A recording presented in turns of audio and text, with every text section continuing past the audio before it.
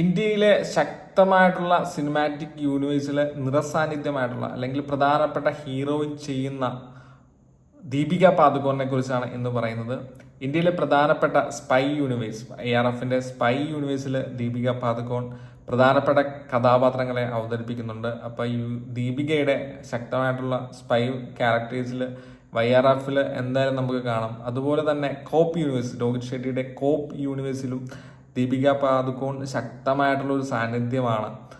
അടുത്തതായിട്ട് വരുന്നത് അസ്ട്രാവേസ് ആണ്. അയൻ മുഖർജിയുടെ അസ്ട്രാവേസിലും ദീപിക പാദുകോൺ തന്നെയാണ് പ്രധാനമായിട്ടും വരുന്നത്. അതിനുശേഷം കൽക്കി സിനിമാറ്റിക് യൂണിവേഴ്സ് നാഗശ്വിൻ്റെ ഇപ്പോൾ റീസെൻ്റിൽ ഇറങ്ങിയിട്ടുള്ള സിനിമാറ്റിക് യൂണിവേഴ്സ് ഓപ്പൺ ചെയ്യുവാണ്, പ്രഭാസും നാഗശ്വിനും ഒക്കെ വെച്ചിട്ട്.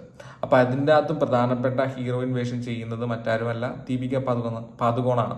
അപ്പോൾ ശക്തമായിട്ടുള്ള പ്രധാനപ്പെട്ട ഹീറോയിൻ വേഷങ്ങളുമായിട്ട് സിനിമാറ്റിക് യൂണിവേഴ്സിലെ ദീപിക പാദുകോൺ